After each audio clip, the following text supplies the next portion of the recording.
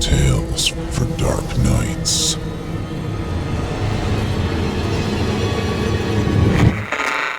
Want to make sure you never miss a Chilling Tales for Dark Nights video again?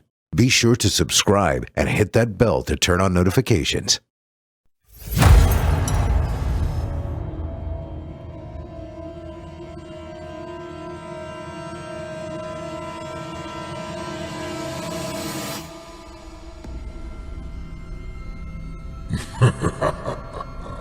Good evening. I'm storyteller Otis Jiry, and I ain't your grandfather. From where I'm from, we don't do bedtime stories. And if that's what you were expecting, you're in the wrong place. If it's terrifying tales you're after, well then, I've got just the thing. Get comfortable, settle in, turn off the lights, if you dare. Your night is about to get a whole lot darker. Who needs sleep anyway?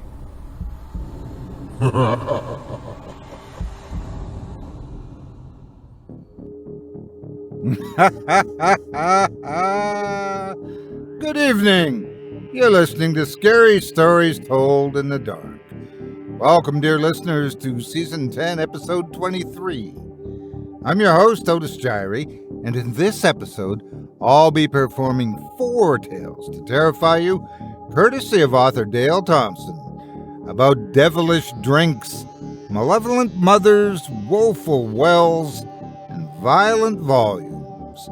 You're listening to the standard edition of tonight's program, which contains the first 2 spine-tingling stories. If you'd like to show your support and enjoy an extended version of this and other episodes with twice the terror, visit simplyscarypodcast.com and click Patrons in the upper menu to sign up today. Thank you for your support. Now, it's time to take a walk together down the moonlit trail. So, lock your doors, turn your lights down low, and settle in. The show's about to begin.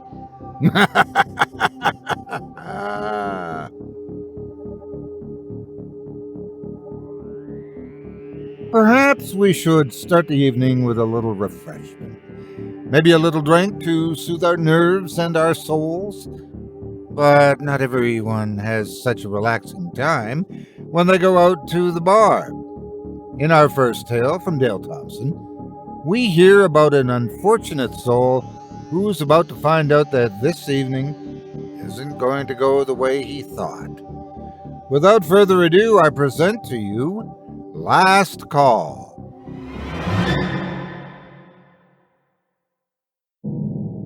Evan Burr found himself out late, sauntering down the sidewalk on a night where the weather couldn't make up its mind if it wanted to rain or not. The light drizzle just made being outside without an umbrella an unpleasant stroll. He spotted a bar just up ahead and proceeded to head in that direction. He wouldn't mind a drink before going home. A group of people was just going in, so he entered in with them, nodding at the staff member who held the door open for everyone as they piled inside. It was much better in here, he thought, nice and dry. He went straight for the bar, found an empty bar stool, and made himself comfortable, shaking off the beads of water with a shivering shake from the cold. The bartender walked by, and Evan shouted out, "I'll take anything you got on tap." The bartender looked around at that point, didn't acknowledge his request, but kept walking toward the other end. Evan thought that was weird, but had hoped that the bartender had heard him. The room was noisy, but not too loud. There was music coming from a jukebox and people playing pool. He checked out the room, the people laughing and socializing. Then he turned back to the bar to see where that bartender went. There was a glass sitting just out of reach, but he assumed it was his and he retrieved it right away. He was quite thirsty, so he knocked it back in one go and sat the mug on the bar. Again, he took a notice of the room and spotted a couple of very attractive young women sitting together at a table, enjoying their drinks. One look in his direction, and he politely smiled, not wanting to be presumptuous, and he thought he saw her smile back. Being shy, he turned back to the bar and found another beer was there, right where he had left the empty mug. Oh, that was quick. I didn't even have to ask that time. That bartender's good, he thought. Though he didn't order a second drink, he welcomed it. It was later than Evan had thought when he came in. Now the bartender yelled out, 20 minutes till closing. Drink 'em down if you got 'em, and make your way to the door. We're closing up. Evan was nursing his second drink and watching the ball game on the TV behind the bar. He loved his baseball, and his favorite team, the Cincinnati Reds, were playing the San Diego Padres in San Diego. He absolutely loved baseball and had forgotten that the game was going to be on. Now he wished he was home so he could get comfortable and watch the game. Living on the East Coast, one had to stay up late to watch a nighttime West Coast game. Evan got consumed in the game and fell into a bit of a daze. Suddenly, without warning, the TV turned off. This snapped him out of his fixation. And that was when he realized that not only had the TV been turned off, but the lights in the bar were off, the music was no longer playing, and everyone had gone. He was alone. Evan rubbed his eyes in disbelief. He spun around 180 degrees on the bar stool and stood up. Other than a couple of small neon signs glowing against the back of the bar, there was no other light. The place was like a tomb, silent and empty with the exception of Evan, who now stood to his feet. He thought, now this is odd. How'd everyone manage to leave without me knowing? And how did the bartender not see me when he turned out the lights? Evan thought it was a long shot, but he headed for the door. He found it bolted shut. The iron bars had been slid over and locked in front of it. He headed to an exit sign that caught his eye, and there he found a solid steel door fastened tight as well. Without hesitation, he headed for the kitchen, which was dark except for an illuminated sign in the very back. Once again, any attempt to escape through the exits was futile. Oh, Judas Priest, this is a fine mess. Evan had not gone into full panic mode yet, but he did feel out of sorts and a bit weak. He sat on the stool in the kitchen to gather his thoughts. If I call the police, they'll never believe I got locked in. They'll think I'm some ignorant thief who locked himself in. However, there's no break-in, so how could I be considered a robber? But what if they say I must have been hiding in the bathroom, or something ridiculous to that degree? I'm screwed. Regardless of the outcome, he opted to use the phone and call the police. However, there was no public phone in sight, and the room with the sign that read office was locked. What a predicament. Well, maybe I could pick the lock in the office with a knife or something, he thought out loud. He returned to the kitchen and went for what he assumed was a knife drawer. He didn't know what was wrong with him, but the drawer was a monstrous pull to open, and after he finally got it, he realized it wasn't the knife drawer. Maybe I'll just get a drink. I can settle up the tab tomorrow. Evan made his way to the bar area. All of the bottles sitting behind the bar were locked behind a sliding glass window now. Well, there went the idea for a stiff drink, and he spoke out loud again. He reached into the bar to retrieve a glass mug, and the weakness that he felt earlier returned. A glass mug weighed a ton. He wrestled, using both hands to drag it off the shelf, and through some labor, he managed to sit it under the tap. Oh, my gracious, he thought. I feel drugged. Lightheaded, even. Maybe a drink's not the best thing right now. His eyes were going in and out of focus, and he swore the room was brighter than it was just moments ago. He brushed it off as just his eyes were tired and were adapting to the room. No, he thought, there is something more. Evan felt lighter, as if his feet were barely touching the ground, and the room most certainly was glowing a faint hue of white. His vision was out of focus. He struggled, squinting to adjust his sight. This is remarkable. What the devil could this mean? His panic had subsided, and he wasn't as concerned about living as he was before. Being rescued or finding a way out of this detention didn't seem as important or pressing. He couldn't justify in his mind why he suddenly reconciled his captivity, but he was feeling serene about the whole thing. He was quite intrigued with what was happening to him and around him. Absolutely baffling. He wandered around now, as light as a feather, having a peek about the bar. He still felt uneasy, fragile, even squeamish, but he attempted to adapt to what was happening. As he acclimated himself, he analyzed and came up with several what-ifs and maybes as to why he was feeling so remarkably out of sorts. Maybe there's a gas leak, he suddenly reasoned. More concern vexed his reasoning. Consternation crept back into his maudlin rumination. Making his way to the men's restroom, he found there was a narrow, shoebox-sized window about head height, far too small to squeeze through. But he imagined that if he were feeling the effects of some gas, worst-case scenario, carbon monoxide, he needed to get fresh air. What's wrong with me? The window was too tightly shut for him to open. He struggled with the latch for a few moments, unable to break it free from its locked position. He didn't feel as though he had lost strength. It was that everything seemed ponderously heavy or shut tighter than usual. Everything that he attempted to do or try was met with grievously failed attempts. The night was turning into a night of cumbersome failures. His thoughts of surviving had now kicked in, and he returned to the kitchen to find some sort of cloth to wrap around his face in order to protect his mouth and nose from any poisonous gases.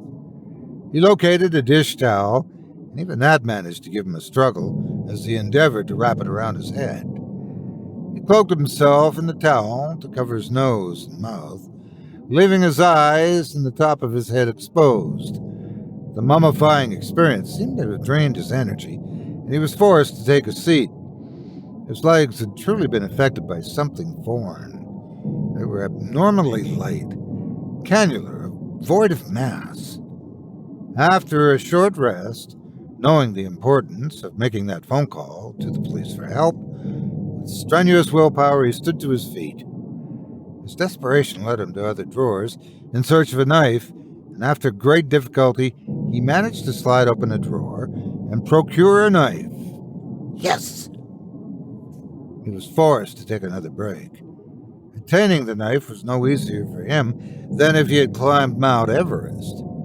There was no reason that he could ascertain as to why he was floundering about in such a pathetic way.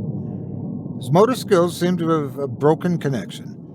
He felt his head to make sure he didn't have any lumps or bumps. He considered the possibility that he may have fallen at one point and didn't remember causing a disconnect, a disruption to his cranial sensory nerves. He didn't discover any abnormalities. The job now was to have the ability to carry the knife back to the office and pry open the office doors in hopes that a phone could be found. Swaying along, he found he moved better, with more ease, by using a bit of rhythm. He hoped the cameras, if there were cameras, didn't pick up his odd walking. They would surely imagine that he was plastered. Once at the door, he bent down and tried to pick the lock.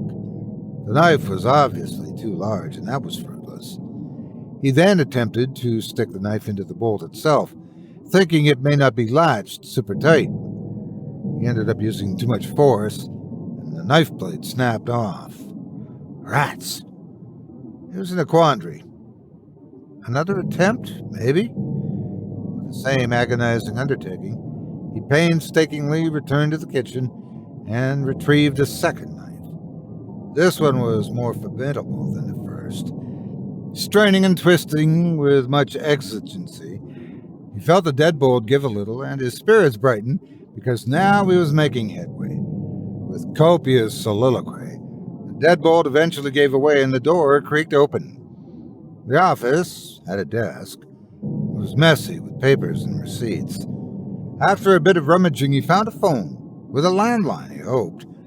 It was a mission to pick up the telephone receiver. The phone felt like a cast-iron weight in his hands. Wrestling the receiver to his ear, he endeavored to dial 911. Mission accomplished. A voice on the other end. 911, what's your emergency? Hello, this is Evan Burr. I'm locked in a bar and I can't get out. The voice on the other end repeated. 911, what is your emergency? For heaven's sakes, lady, I need help. The operator spoke for a third time. Are you injured? Do you need an ambulance? What's your location? I don't know the address. Can't you trace this call? Evan just couldn't put a name on the bar. He had no clue where he was. In fact, as he thought back, he didn't know why on this night he was walking down this particular street which he couldn't name. How'd they get here? He reminisced about the events of the night.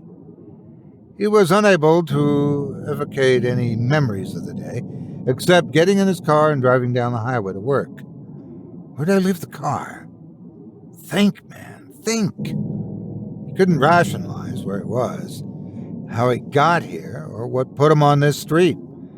He had no memory of driving to this place. His last clear memory was being in his car on the way to work. How is this possible? Nothing in his memory justified how he ended up in the place. This was the first time Evan felt afraid. It was the worst fear of all, the sudden fear. He laid the phone on the desk and returned to the bar. He pulled the handle on the tap using both hands, and a frothy draft poured into the mug. With all of his might, he gripped the glass with both hands and put it to his mouth and guzzled it like a parched man in the desert. He returned the mug to the tap and watched it, without pulling the tap himself, with no interference or effort from Evan whatsoever. Magically, fantastically, the glass filled itself from the bottom of the glass up to the rim. Evan recoiled. This isn't right. Something is super spooky going on here, he noticed. Verbalizing the words robotically, he thought back to the street. Nothing seemed remarkable. He remembered walking in the drizzle and the sprinkling rain entering the bar. His thoughts stopped. He remembered nodding to the bar employee as he entered the bar, but the employee didn't return his gesture. The bartender. Why didn't he act like he saw me or heard me when I ordered a drink? But there was a drink. Yes, it was directly in front of me. But there was a drink? He didn't hear me or not? Was that my drink? Or was it intended for someone else? And that girl smiled at me? Evan focused and thought hard. Was it possible that she wasn't returning the smile, but was simply smiling at the conversation that she and her friend were having, and just so happened to turn her head towards him at that precise moment? And the second beer that magically appeared. I didn't order it, but there it was. And this feeling of floating and my weakness. Evan became more fearful. He pinched himself. He felt no sensation of a pinch or pain. He lacked sensation. He noted the numbness throughout his body, not just his legs, and detected an odd, unnatural, feather-like atmosphere that was all about him. This was not the sensation of the living. Since he'd never experienced death, he had no idea what death perceived. A mirror. Yes, a mirror to look in. He had not even noticed the mirror behind the bar. He stood directly in front of it, and all he saw was a faint light, like a large orb where his reflection should be. He was nothing but backscattered. What the hell's my body? As fascinating as all this was, Evan was hardly impressed. He pushed the glass mug out from under the tap hard. It connected with the floor in a shattering explosion of shards and splinters. He punched the window that had the liquor locked behind it, but it merely reverberated with a rattle. Evan rampaged for a bit, managing to flip a couple of bar stools and violently roll a few pool balls across the table. By this time, he was exhausted. Now it came to him. He'd been in the slow lane of the freeway when cars ahead were merging. He attempted to shift lanes, but when he did, he never saw the car in his blind spot. This caused him to spin out. Like flashes of bright images, the recall from the accident played before his eyes. Out-of-control memories swirled round and round, spiraling unmercifully before his eyes like the dream that escaped his mind. There was a crash, a massive thud. The world spun. Then there was a violent hit to the other side of his vehicle, and the airbag exploded, smashing his face. Glass flew in the air and the car rolled. Broken, flying glass pelted his face. His car was being twisted and mangled by impact after impact.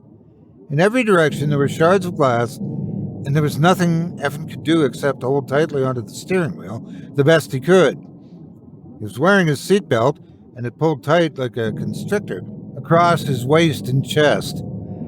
Something heavy, he couldn't be sure what, smashed into his head, and then at that precise moment, he was walking down an unknown street in the rain. He spotted a bar just up ahead and proceeded in that direction.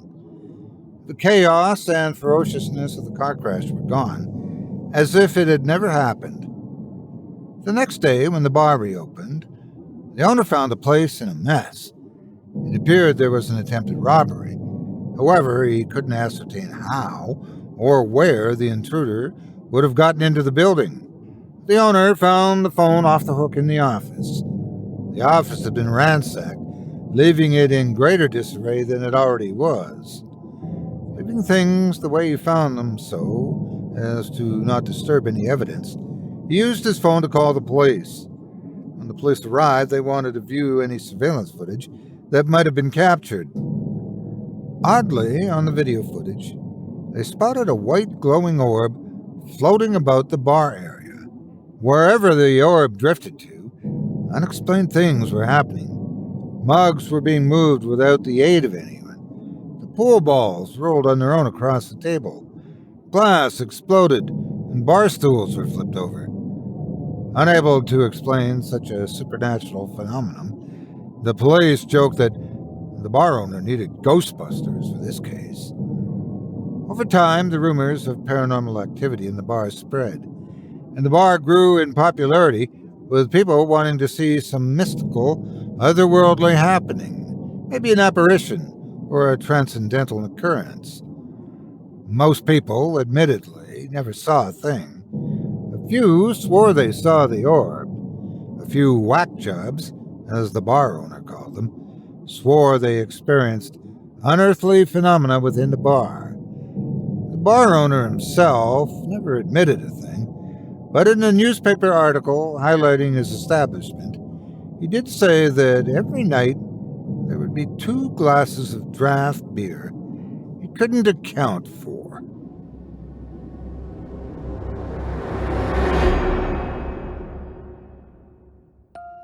I hope you enjoyed Last Call by Dale Thompson, as performed by yours truly. If you enjoyed the tale and would love to read more from tonight's very talented feature author, you can help support him by visiting simplyscarypodcast.com/Thompson. That's simplyscarypodcast.com/THOMPSON. You may be more familiar with Dale through his music than his writing. Find out more about his work through the Dale Thompson YouTube channel, with samples of his albums and the occasional outtake or two of his 45-year career. If you do decide to stop by his profile, please leave Dale a kind word and let him know you heard about him here on this show. and that Otis Jiry sent you. It would mean a lot to me. Thanks again for your support of this program and of tonight's featured author. You may think me crazy. A lot do. But there are worse ways to spend eternity than in a bar as a lost spirit. You could be one of the spirits that gets bought up by a frat house party on a wild Saturday night. Many a Captain Morgan have been shamelessly lost that way. One place you might feel a little safer is at home. But what if home becomes a prison in and of itself? Suddenly things are upside down, and everything and everyone you loved is gone. Is it just a nightmare? Or are there more sinister forces at work? In our second story from Dale Thompson, a father is about to learn about something much more dangerous than a poor night's sleep from a crying infant. Without further ado, I present to you Wake Screaming.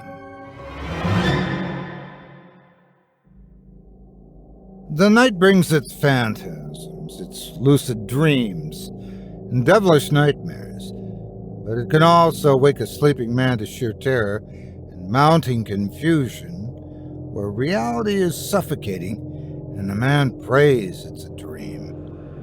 Delusion. That's what it must be. Peace was just moments before, because Anthony Burgess knew he was fast asleep, and subconsciously he knew he was snug, warm, and comfortable. He was beside his wife, Mary, in the bed, and his infant daughter was resting quietly across the hall. But at this moment, right after the serenity, there were chilling screams. Anthony didn't feel as though he woke up immediately to respond. He felt as if it took his mind some time to process and rationalize that a situation was occurring while he slept. Unforeseen fear tightened around his heart like a tourniquet, and as he came to, his breathing was rapid and noxiously heavy, as if he had been running. He sensed a morbid darkness, something elusive, yet something to fear. His eyes tried to focus, and his ears stopped ringing. There were no screams now. There was nothing but a dark room. He reached over to touch his wife, but she wasn't there. Her side of the bed was empty and cold. He swung his legs out of bed, slipped into his robe, and made his way across the hall to his infant daughter's room. To his dismay, neither Mary nor his daughter Rachel were there. The crib was not there either. Could his wife have gotten up in the night and pushed the baby in the crib to another part of the house? This didn't make sense. Anthony began flipping light switches on in the house as he searched room to room. Frantic to the core, deeply sickened, and physically nauseated by the absence of his family, Anthony tore the house apart in desperation, his anguish growing ever more present, and the dread of hopeless abandonment looked over his efforts. He became proactively aggressive in a truculent fit which overwhelmed him, and things were being broken and ransacked by his now irrational, uncontrolled behavior. When his adrenaline had run out, he slumped to the floor in the corner of the kitchen, sobbing into his hands. There was no sign of his wife or daughter, and no crib. His mind raced with the worst scenarios. It was only moments in his withdrawn and desolate state before he returned to his senses. Knowing he needed to keep a clear head and be optimistic, he focused, attempted to orient himself, and wiped the tears from his swollen eyes. Could they have been taken? Kidnapped while he slept? Was the baby sick, and Mary left in a panic to take her to the emergency room without telling him? As ridiculous as that sounded, he ran to his driveway but found both of their cars there in the driveway, unmoved. Going back into the house, the panic was like a suffocating force. He was having a hard time breathing. Anthony had been known to have these episodes because of his diagnosed hyperthyroidism. He'd been taking radioactive iodine as treatment, but this situation seemed to escalate his feeling of accruing impending doom. He desiderated as if his skin was beginning to crawl off the bone. He made his way to the kitchen, poured a glass of water from the tap, drank it thirstily, and tried to reason this out. The sound of another terrifying scream was heard. That could be Mary, he thought, and it came from somewhere in the house. He'd already looked in every room, but he charged off again, thrashing things about, opening cupboards, closet doors, even drawers. When he swung open his own closet door, he was met with a blackness that suddenly encompassed the room, as if someone had thrown a dark blanket upon everything. He was engulfed in blindness. For a moment, he was completely in the dark, and the only thing he could hear was his own breathing, although he had managed to force a full-blown spasm away before it took a hold of him. This momentary, unexplained darkness elevated all of his senses. It was as if, when he opened the closet door, the room was swallowed by a larger, darker space. He was no longer in his bedroom, looking into the closet. He was somewhere where the only light seen was a dull, faint glow straight ahead and some distance away. Uncertain about what to do, he really had no choice. If his daughter and wife were there, he could not be dilatory. He had to make his way to that glowing light with haste. Fumbling about and not going too fast, in fear of possibly stumbling over something or missing something along the way, he walked an imaginary path forward toward the glow. He could see nothing, feel nothing, hear nothing on either side, and he dared not look back because a creeping feeling was slowly manifesting up his spine. Nothing was in focus. He wasn't sure if his eyes were blurring the glowing light or if it was naturally ambiguous. As he moved closer to it, he realized it was a door, and there was a light shining behind the door, which, from a distance, caused everything to appear distorted and fuzzy. The door had no handle, so he gave it a careful push and it opened. The first thing he saw were open doorways with different colored glowing lights burning from each one. He couldn't be sure if these were individual rooms or many doorways going to the same place. How to pick a doorway to enter through, he didn't know. Like a person reads a book from left to right, he picked the yellow-lit doorway to the far left and cautiously went through its frame. It appeared to be some sort of maze. He heard the cries of a woman again, but they sounded as if they were somewhere to the right. Maybe he had chosen the wrong door. He couldn't be sure. He wasn't certain if it was Mary's voice at all, but he had to assume it was. He made his way through the yellow-lit maze, which was wall after wall of twists and turns, and he found himself back at the beginning where he had first entered. There had been nothing remarkable at all about the yellow maze. He'd hurried through. He'd surmised that time was of the essence. Although he spent little time in the yellow-lit maze, he found nothing alluding to his wife and daughter's disappearance. There wasn't a single clue that presented itself. He chose the next door, which glowed with ambient blue light. Within this maze, he came to another open door, and beyond that, the maze glowed red. He assumed all of this was connected, and he was going deeper within this zigzag labyrinth to some sort of unknown destination. He was distraught and pathetically aimless. If all of this was here to confuse him, to keep him rattled and on a false trail, then it was working. He didn't have time to consider the absurdity of this ersatz reality that had been thrust upon him. He was desperate and indigent, but he was alone, feeling powerless and weak. His mind was fixed on his family, and right now he would do anything to rescue them from this twisted catacomb. If they were in this mystical place of obscurity and shadows, he was intent on finding them. He heard the female voice again, closer now, and he swore it called out his name. She didn't sound like she was in pain, but sounded desperate. He called back as loud as he could, expectorating with full voice. Fervently, he called his wife's name over and over again. Mary! Mary! Mary! And the call that came back buckled his knees. It was the sound of a baby crying. It screeched with a colic cry, and Anthony stopped to gauge its direction.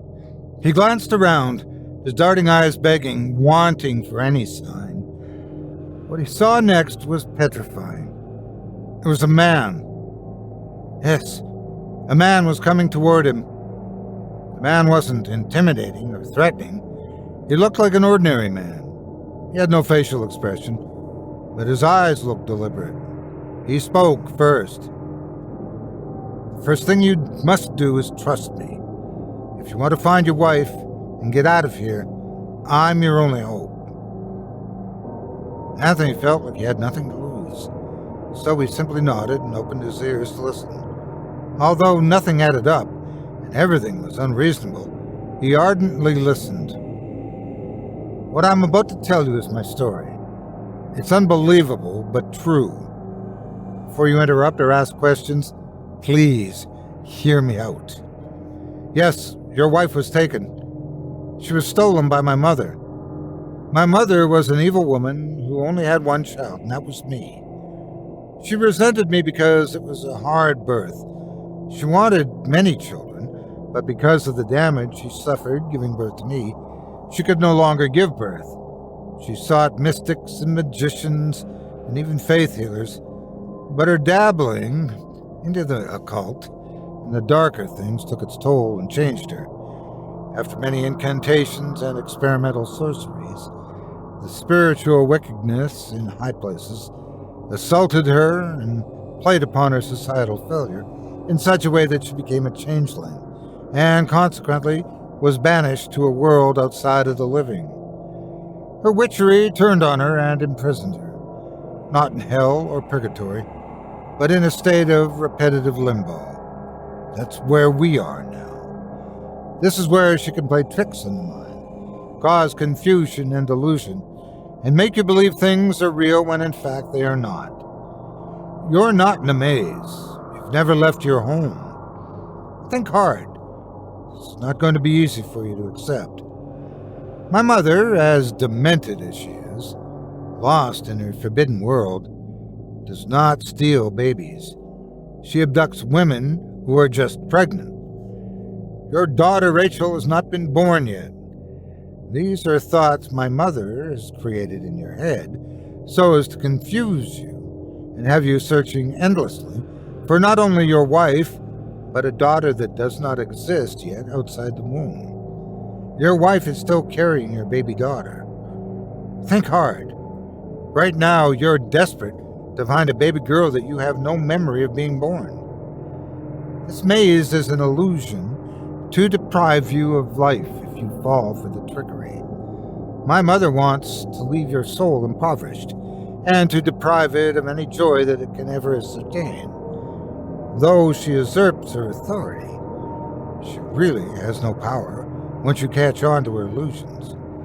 This is a sterile, lifeless, placeless, timeless, ultra-dimensional gray existence with no substance in the temporal or spiritual. My mother will misdirect you and use machinations to achieve her end goal. We are, in fact, nowhere in that regard. If I can only get you to see that this has been created in your mind by her influence, you've never left your house. This creature my mother has become steals away women who are with child in order to snatch the baby away upon birth. I've managed to enter this world through my own unconventional means and may pay for it with my soul. But you are not the first I've sought to rescue from this invisible monster. You must stop looking here for your wife and child, because there's nothing here to find. What you're looking for is back in your house. I can return with you if you'll trust me, and together we'll save your wife from my mother's lunacy. With God's help, we can put an end to this infernal mockery and drive my mother away for good from the land of the living. Take my hands and think of your home with your wife. Remember. It's critical that you find your way back.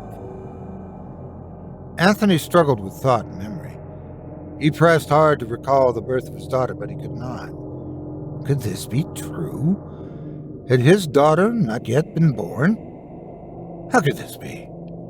The crib was not in the room when he initially looked. He could also not remember seeing the typical things that one would find in a newborn's room. No crib, no changing table. Surely they would have had a rocking chair in there. But he saw none. There was no mobile, no nightlight that he remembered. There were none of the basic things that parents would have in a baby's room. Looking at his only hope, Anthony took the man's hands. Though he didn't know this man or even his name, he understood this was all beyond him. Close your eyes and think about your wife. Concentrate. Anthony did as he was told. His eyes squeezed shut and memories of his wife flashed through his mind. He couldn't hold on to just one thought, and like a magic lantern, her image was projected at different points of her life. One portrait after another visualized until he heard a baby crying again. His eyes popped open, and he and the man were standing downstairs in his living room. Did you hear a baby cry? That's my baby. Anthony was sure of it. I heard the baby cry, but please listen. That baby is the key. She has not been born yet, but she's crying from inside your wife. She's crying from the womb. She's very special, and she's the one to break this charm my mother's cast. We must be careful. Say what I say and do what I do, the man instructed. First, we need switches. Anthony looked at the man peculiarly. Switches? You mean from a tree? The man answered yes. So Anthony led him outside where the man gathered several switches from a birch tree. The two men returned to the house, and the cries of the baby were heard again. Anthony felt desperate, but followed the man's lead. Going upstairs because your wife will be in the bedroom, and my mother will be watching her. Your unborn daughter is strong, said the man. When the two of them arrived at the top of the stairs, the man handed Anthony a heavy switch. Do what I do and say what I say, he instructed. Just remember, I am the man from long ago, he said as they advanced. The man began to shout with a commanding voice. Take yours! Give mine back! Take yours! Give mine back!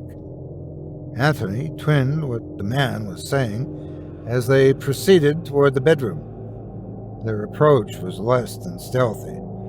There was no need for a surprise because the changeling already knew they were there. Her own child and Anthony coming to drive her away.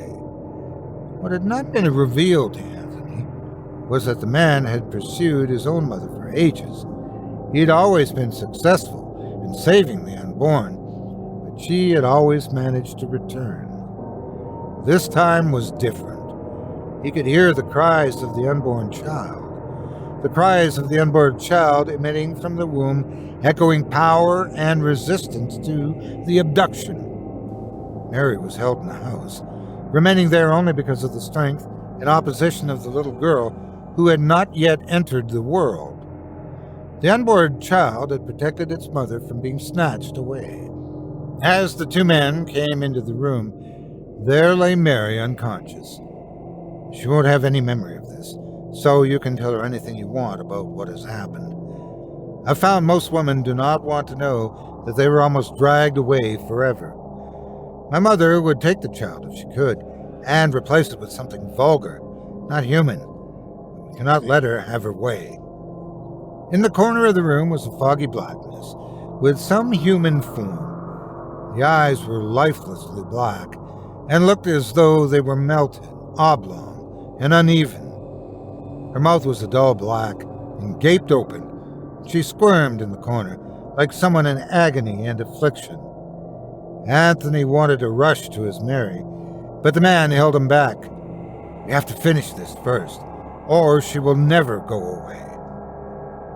Anthony was repulsed by the sight of this man's mother. She was the thing who feasted upon the breast milk of the captured.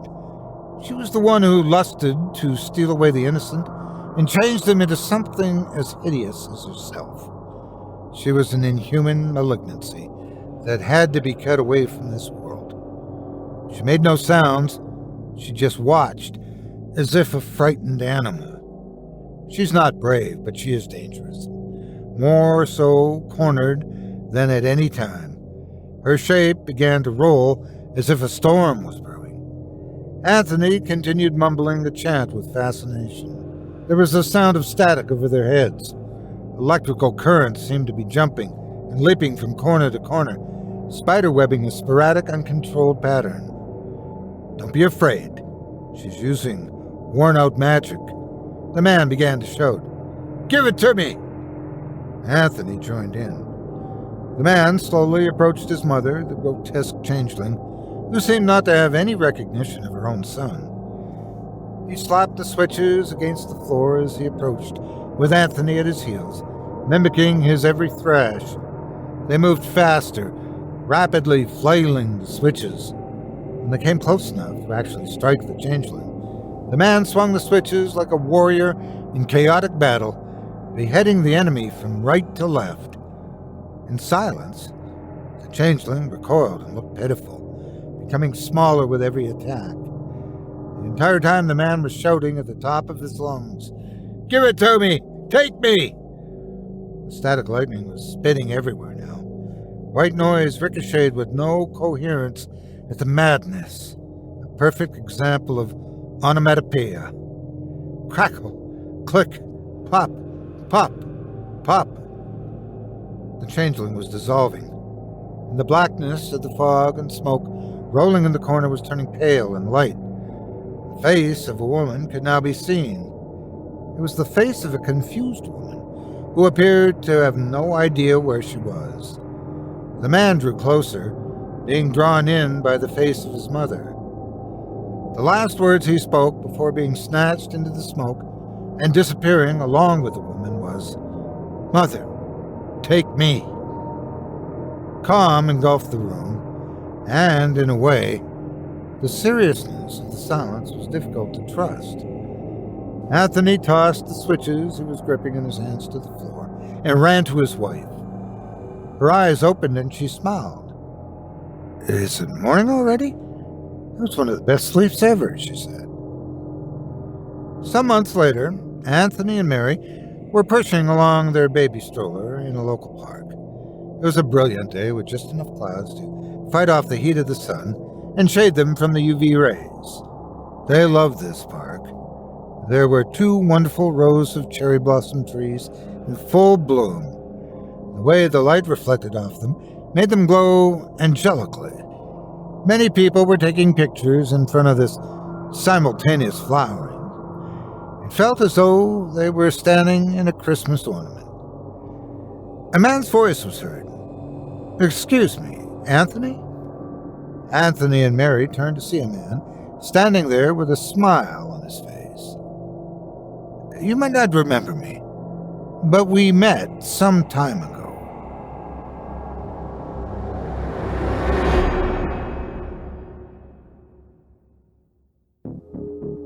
I hope you enjoyed Wake Screaming by Dale Thompson, as performed by yours truly.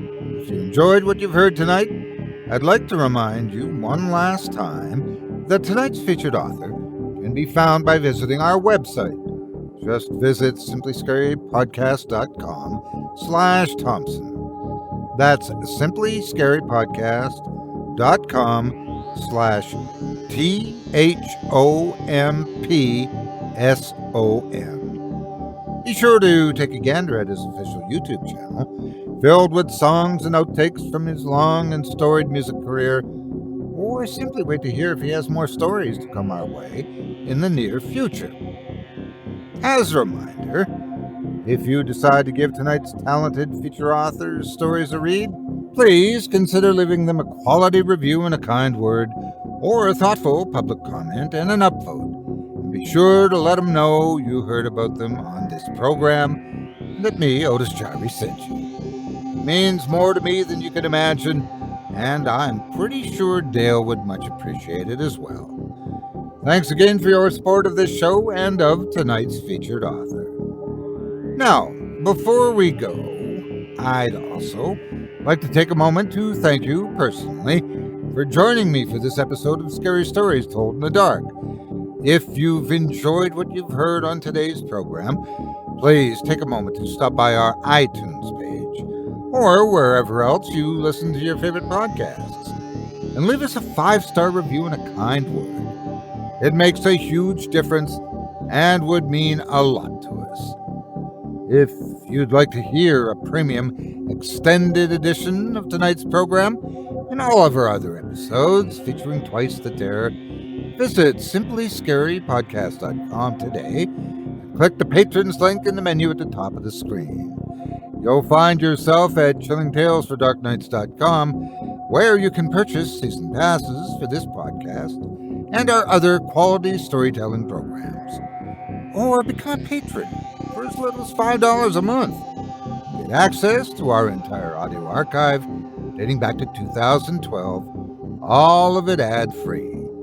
If you happen to use Facebook, Twitter, Instagram, or YouTube, you can follow and subscribe to Chilling Tales for Dark Nights there, where you'll get all of our latest updates and new releases and have the chance to interact with us each and every week. You can subscribe to me on YouTube as well at the Otis Jiry channel, where you'll find my releases from my series Horror Storytime dating back to 2014. And you can find me on Facebook, Twitter, and Instagram too. Just search for Otis Jiry. Until next week, stay spooky and get some sleep. If you can.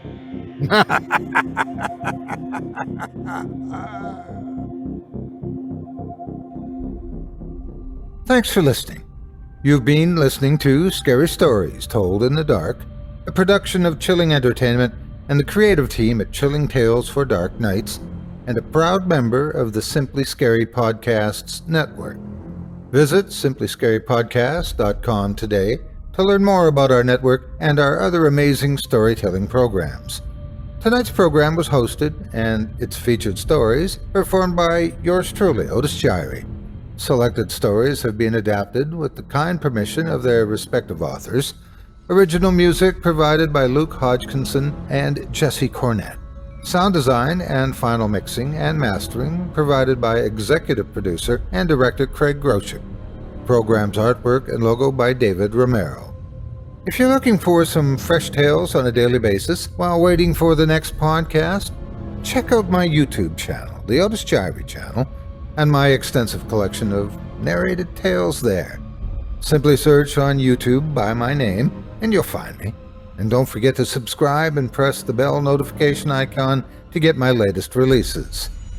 Got a scary tale of your own that you'd like performed? I take submissions. Email it to me today at otis@simplyscarypodcast.com to have your terrifying tome considered for production in a future episode of this show. That's otis@simplyscarypodcast.com. If you've enjoyed what you heard on tonight's program and are joining us on your favorite podcast app, subscribe to us to be sure you never miss an episode, and leave a 5-star review and a comment. Your feedback means a lot to me. You can also follow Chilling Tales for Dark Nights and yours truly on Facebook to connect anytime and get the latest updates on this and other programs and my channel. If you're listening on the Chilling Tales for Dark Nights YouTube channel, do us a favor and hit the subscribe button and the bell notification icon for ctfdn as well to get more spooky tales from me and the crew and another episode of this program each and every Wednesday. And don't forget to hit that thumbs up button to tell us how we're doing and leave a kind word or a request. And don't forget to visit us at chillingtalesfordarknights.com and consider supporting the team by becoming a patron. In addition to helping us out, you'll get exclusive access to our audio archive and ad-free downloads of all your favorite stories, including those you've heard on this program. As for me, I'll be back next Wednesday with more terrifying tales to keep you up all night. But that's all right. Who needs sleep anyway?